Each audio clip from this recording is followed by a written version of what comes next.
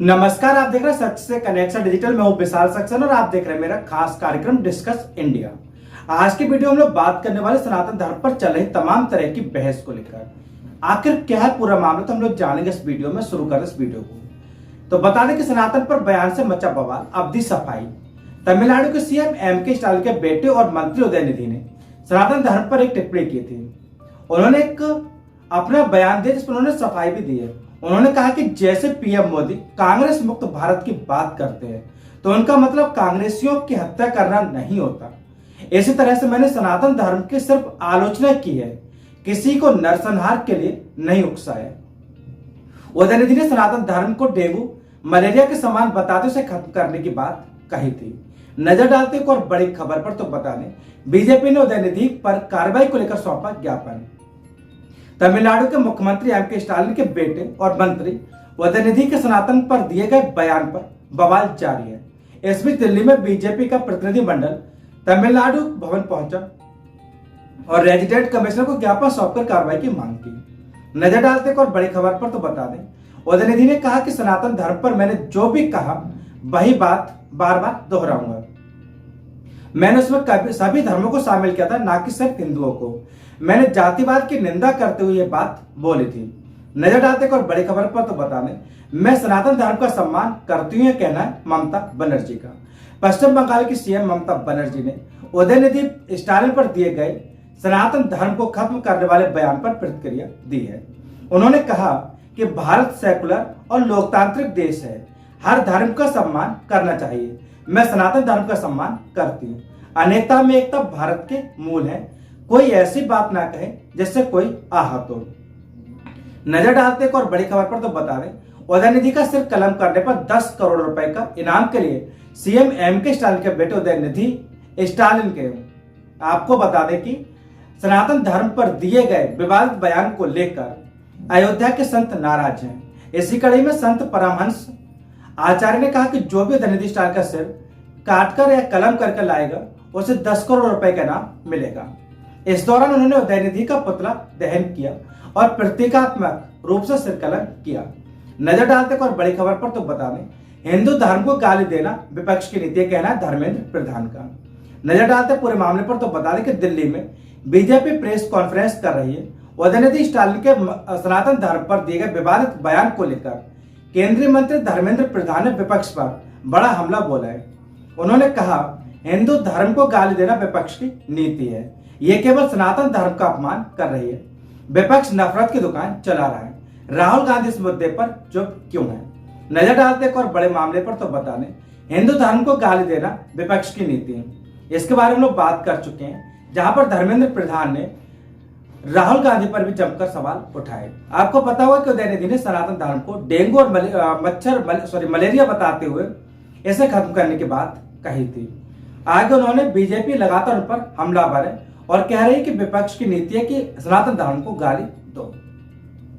भाई बता दें कि राहुल गांधी जो है वो मोहब्बत की दुकान चला रहे हैं, लेकिन वो इस मामले पर चुप क्यों है?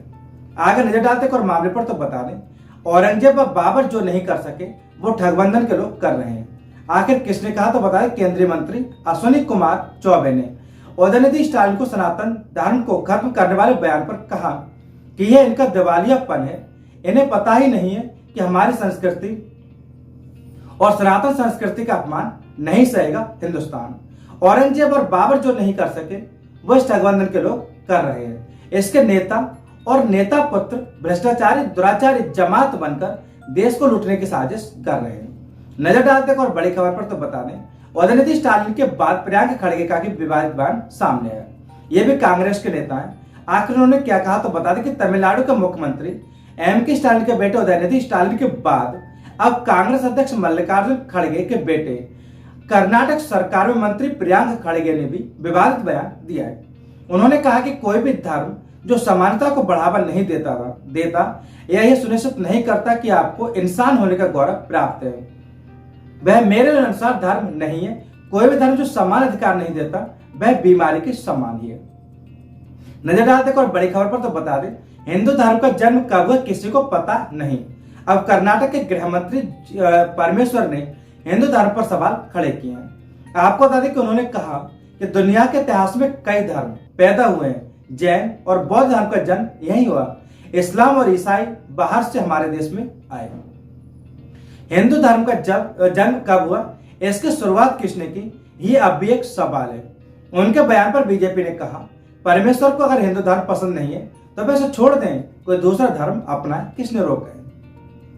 नजर डालते और बड़ी खबर पर तो बता दें कि उदयनिधि के बयान का सीएम ने किया बचाव। आखिर क्या है पूरा मानो तो तमिलनाडु के मुख्यमंत्री M.K. स्टालिन ने बेटे और मंत्री उदयनिधि के सनातन पर दिए गए बयान को लेकर उनका बचाव किया है। स्टालिन ने कहा कि उदयनिधि का इरादा किसी भी धर्म को आहत करने का नहीं था।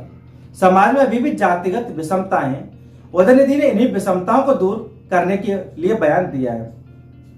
बीजेपी ने बयान के गलत तरीके से पेश किया है। यह दुख की बात है, पीएम ने भी इस पर बयान पर कमेंट किया है। नजर डालते और बड़ी खबर पर तो बता दें, सनातन धर्म HIV से भी ज्यादा घातक। एक बार फिर सनातन धर्म को निशाना बनाया गया। तमिलनाडु के मंत्री उदयनिधि स्टालिन के बाद अब डीएम के सांसद ए राजा ने विवादित बयान दिया है। उन्होंने कहा कि सनातन धर्म एक सामाजिक बीमारी है, यह कुष्ठ रोग और HIV से भी ज्यादा घातक है। बीजेपी ने इस बयान पर कहा कि ये लोग उस धर्म की बुराई कर रहे हैं जिसे 80% जनता मानती है। इससे पहले स्टालिन ने सनातन धर्म को डेंगू और मलेरिया के समान बताते उसे खत्म करने की बात कही थी, जिस पर हंगामा मचा हुआ है। नजर डालते और बड़ी खबर पर तो बता दें, परमहंस आचार्य पर तमिलनाडु में केस दर्ज। अयोध्या के संत परमहंस आचार्य के खिलाफ तमिलनाडु में केस दर्ज किया गया है। आचार्य ने डीएम के नेता उदयनिधि स्टालिन की सनातन धर्म पर की गई टिप्पणी के खिलाफ बयान दिया था। उन्होंने कहा था कि उदयनिधि स्टालिन का सिर कलम करने वाले को 10 करोड़ रुपए का इनाम दिया जाएगा। अब डीएम के लीगल बिल विंग समन्वयक जे देवसेना ने कहा कि आचार्य परमहंस के बयान से तमिलनाडु के लोगों के बीच सद्भाव प्रभावित हुआ है, जिसको लेकर शिकायत दर्ज करवाई गई है। अब सोचने वाली बात है कि सनातन धर्म पर टिप्पणी करना इन लोगों के लिए खेल बन गया है। ये लोग सनातन के बारे में जानते क्या है। अगर मैं इनके या हमारे हिंदुस्तानी जनता इनके धर्म के बारे में बोलना शुरू कर दे तो शायद इन लोगों को बुरा लग जाएगा, लेकिन सनातन धर्म को एक खेल समझते हैं। जो मन में आया, जी में आया, बोल दिया, फिर बाद में कहेंगे कि ईवीएम हैक हो गई। तो कैसा लगा आपका वीडियो? अगर पसंद आए तो चैनल को सब्सक्राइब करो, वीडियो को लाइक करें। धन्यवाद।